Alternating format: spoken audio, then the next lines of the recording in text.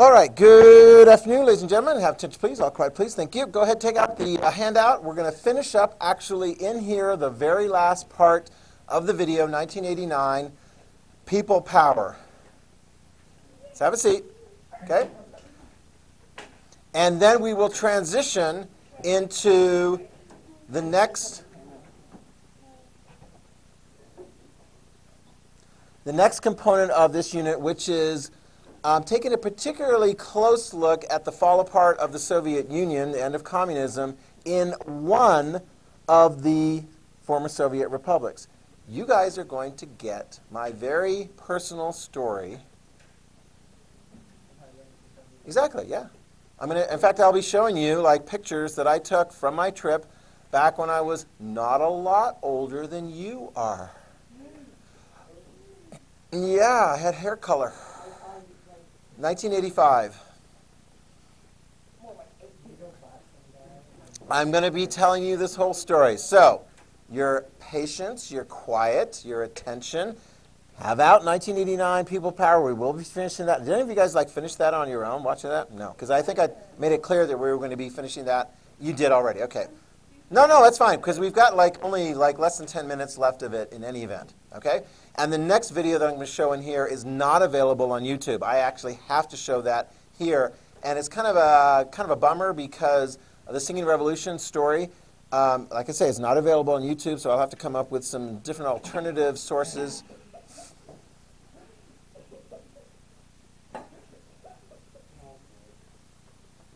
You okay? Yeah, you're fine. I'm fine. They'll have to come up with some alternative sources to the film, and so for the students at home, I'll be identifying those and sending those along to you. Okay, just a real quick update. I could spend a lot of time on this. Okay, the election is looking more and more in the process of being wrapped up. It's in the courts. It's in the recount in Georgia. There'll be I think there's a 12,000 vote margin there. But if Georgia ends up, after the recount, turning for Trump, he's still got 290, so we need at least 2 more states to reverse. And so that'll all make its way through the courts and so forth. And then we'll get a resolution. 20 years ago, it took 36 days to get a resolution of the 2000 election, but there was a resolution. And then Vice President Al Gore conceded, and George W. Bush was ready to take the oath of office January 20th. No, what was that? 2001. Who's going to take the oath of office in January 20th, 2021? It looks like you're holding on to the prospect that Trump's going to be able to get a different result. What's that? No. If you're, yeah. Joe Biden's got the 290 up here. Okay? It's okay. He was playing a joke on you, I think, because this is very commonly. How many of you guys are like, yeah, I knew that Joe Biden was declared the winner by the news media outlets and so forth? Janet, did you not hear that? You did. Okay, you just didn't want to raise your hand on that and so forth. Okay, so I understand where you're coming from. Question. So basically, Trump could win if he could go to North Carolina and Alaska. Well, no. Assuming North Carolina and Alaska are already going to be for him. Okay? If Georgia flipped, that would basically, you'd still have the number 290, because this number 290 is all of the dark blue, right? Pennsylvania, if you had that result, but you're going to need, what, 47,000 to switch on the basis of whatever kind of evidence there is? Yes? I'm sorry, what?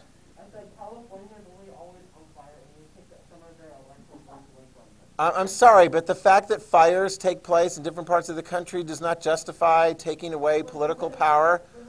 JT, no. Shh.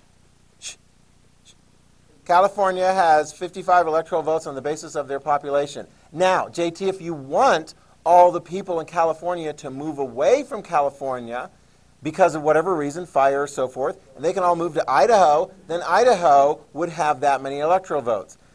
And that would be very crowded around here. Okay. It is already. All right, let me just quickly go to this one. The Senate, we're waiting for a new vote, a runoff election January the 5th for 2 Georgia Senate races, one for 6 years, one for like 2 years or so. And that will help determine who's going to be the majority in the Senate. It's very close. For those people who are like, yay, Biden won, he may get some of his ideas discussed in Congress, but is he going to get all of them through Congress? Well, you have to work on ideas with the ones that are there, and it looks like there's still going to be a lot of Republicans in the Senate, and they may be in the majority. Same thing in the House. This number has actually been going up since I started this morning. The Republican Party is close to evening things up there, but in any event, those elections are held every 2 years, so the election is over. Let the preparations for the next election begin. They're going to have to work with each other, Republicans and Democrats. They're going to have to work with each other. Yeah.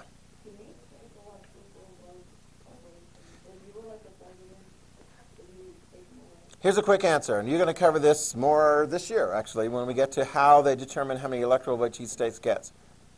Every 10 years, there is what is called a census. It's basically where they go around and they count who lives where and so forth in the country. If your area has grown quite a bit in population, you may get more congressional representation in the House and also, therefore, more electoral votes. When I was your age, I remember, like, New York, they had, oh my gosh, it was like some 30-some-odd electoral votes, but their population in a combination hasn't grown as much as the rest of the country, and in some respects, I think it might have shrunk a little bit. So New York doesn't have as many. California has been holding #1 for quite some time. Texas and Florida have gone up and up and up because those states have gotten bigger. Idaho's always been at 4 electoral votes, two congressional seats. I would say maybe in 10 years, Idaho might have enough population to have another congressional seat. Woohoo! Right? Because we have had a lot of population growth. Okay? All right. You guys ready? All right, here we go. Let's turn our attention back to the fall of the Soviet Union. This is where things are going to end up. The territory right here, this red line and so forth, is the boundary of the Soviet Union. When the Soviet Union falls apart, you see all those little pictures up there, all those little flags with the red Soviet flags for all the different republics. The red flag, the communist flag for Kazakhstan, the Soviet Republic of Kazakhstan, the Soviet Republic of Turkmenistan, and so forth. That's all going to break apart in 1991. That's where we're headed. Like the map I've got up here in my classroom. The Soviet Union is breaking apart. How is it all happening? Well, let's get back to the story. Here we go. We're looking at Eastern Europe, and we have... Oh, you need to talk? Okay. We're looking at... Oh, you're getting the light. Okay. We're looking at Eastern Europe, and we've seen thus far that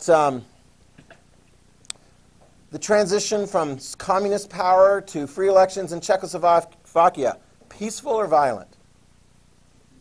Peaceful. The transition of power from communist authorities to free elections in East Germany, peaceful or violent?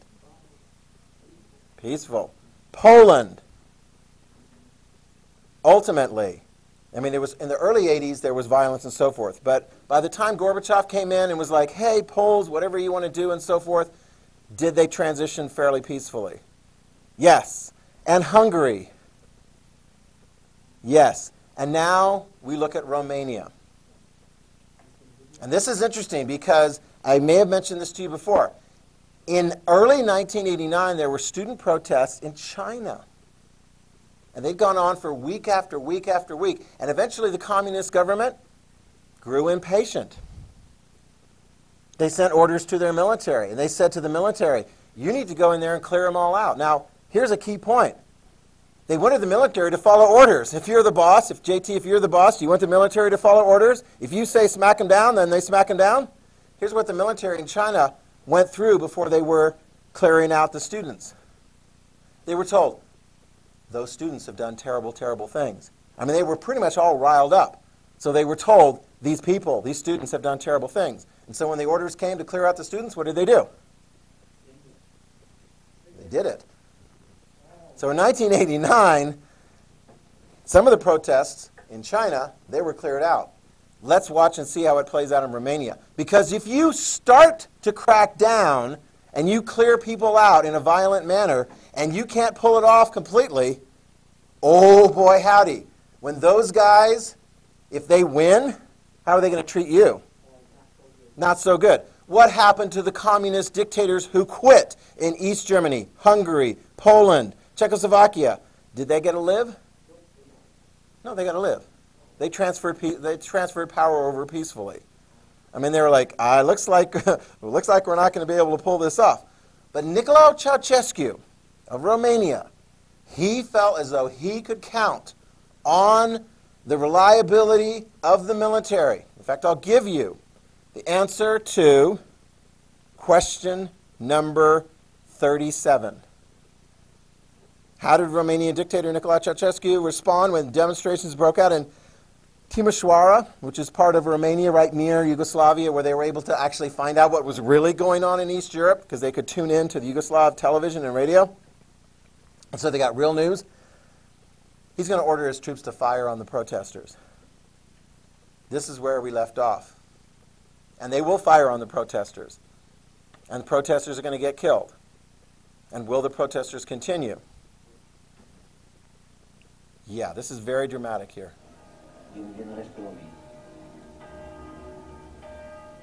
Emboldened by what they knew had happened in Berlin and Prague, the people of Timișoara in western Romania were the first to dare to protest.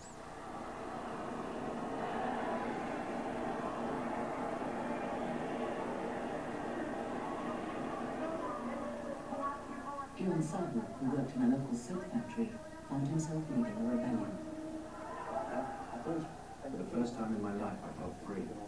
All over the place were the signs of the communist regime. Long live the Communist Party. Long live Comrade Ceausescu, the beloved leader. That day, we destroyed all those symbols of the party and Ceausescu. Well, it's easy to spit at a picture and tear it out of a book, throw it into a fire, but Thousands gathered in the main square. Ion and Leontina Biancioi heard the demonstration outside. Da, am văzut că eu sunt așa hotărât să nu stau nici să termine mâncarea. number 38. When she saw that I was determined to go out and not even finish the second course, she left the potatoes in the pot and decided to come with me. As the march approached the bridge into the center of town, it became clear Ceausescu was not going to bow to the inevitable, like his German and Czech comrades. Erau soldați cu arme. There were troops with their weapons aimed at us. When the group approached, they opened fire without any warning. They shot with real bullets. Wow. People screamed in pain. My wife fell, clinging to my arm.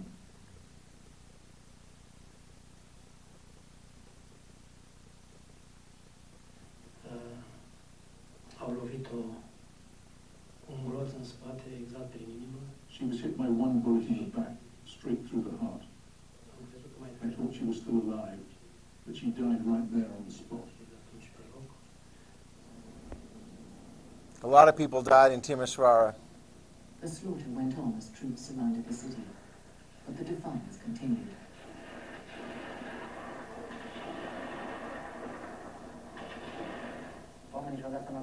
People realized there was no way back, and even if they killed us, others would carry on the fight.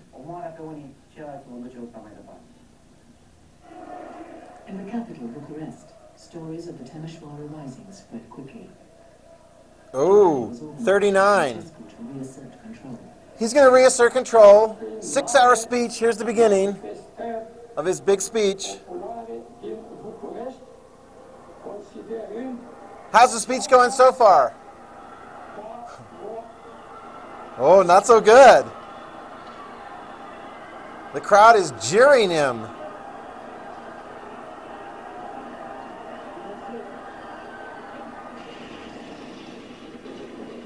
That night, Bucharest dissolved into chaos. Wow. Hundreds were killed. And yet, will it keep continuing on?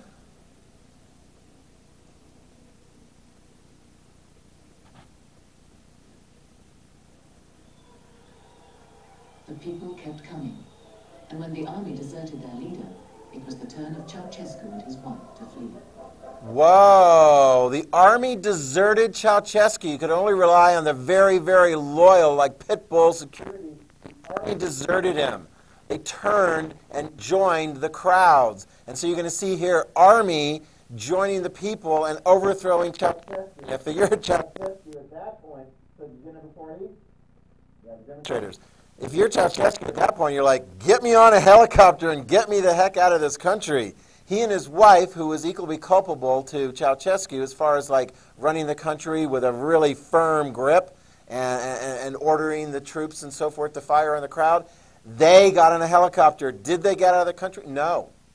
The helicopter was brought down, and they were taken into custody by the Romanian military, and they were put on trial on December 25th. And you will see the result of the trial, and they will carry out the sentence that was given at the trial on that day, on television. Wow.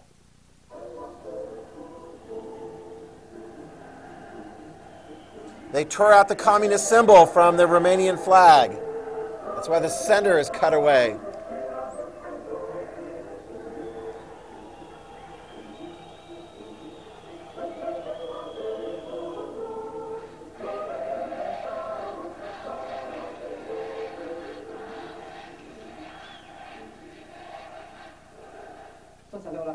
Everyone had tears in their eyes.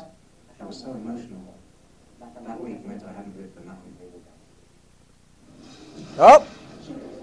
There's the trial. Those were caught. There was no mercy.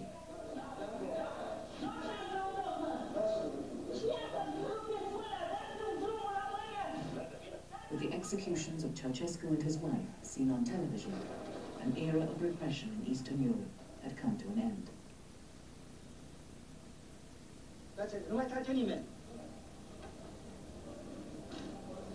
They were executed. There's the answer to number 41. They weren't able to pull it off. So they were overthrown and they were executed. Begun, the Communist Party still held power. But Gorbachev's reforms had shaken the old certainties. What's going to happen in the Soviet Union itself? Keep an eye on this. Changing of the guard at Lenin's tomb.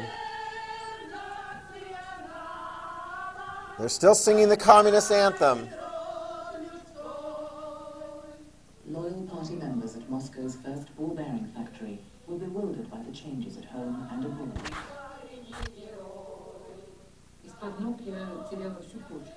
I felt the ground slipping from under my feet. I cried tears of despair. How could this be happening? Maybe we communists did make mistakes. I even agree to that. But did they need to ruin everything? Not like that. It was our history.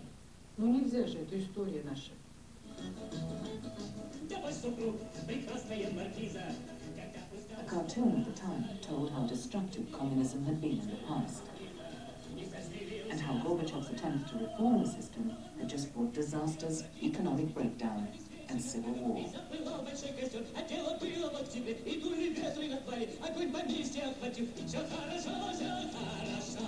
me pause it right there just to make this point. This is very interesting because in the Soviet Union, Gorbachev brought in capitalism, but it doesn't bring back the rewards and the popularity right away. And of course, by bringing in free speech and elections and so forth, does that lead to Let me ask you this. We have a lot of free speech and free elections in this country. Do we seem chaotic at times? A little bit, yeah. I mean, but we're like, hey, that's how we roll. We're America. We have democracy. Agree to disagree and so forth. They didn't really experience that in the Soviet Union before, in Russia before. They heard all those different voices chiming together and in a rancor, and it just looked like everything was sort of falling apart. And in fact, things were falling apart a bit. Was that all Gorbachev's fault? Or was it because of the previous rulers who had set these things up that were weak and unstable and were falling apart in spite of Gorbachev? So here's the deal. Gorbachev had some people in the Communist Party that thought he had gone too far. Take a look. Number 42.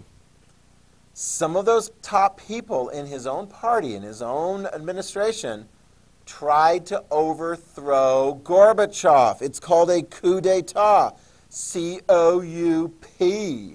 It's French for like overthrow the state. They put him under house arrest, and they're going to try and take control of the government. But there's a little bit of a problem here, because by that time, on the free elections in Russia that Gorbachev had allowed for, the Russian parliament had elected Boris Yeltsin. And Boris Yeltsin's like, I don't think this coup d'etat is going to work. And so you're going to see in those critical days in the month of August, when hardline communists try and take control of power in Russia away from Gorbachev, Gorbachev is put under house arrest.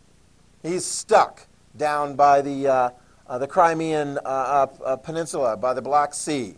He's stuck there. And who's going to lead the charge standing up against the coup d'etat, the hardliners?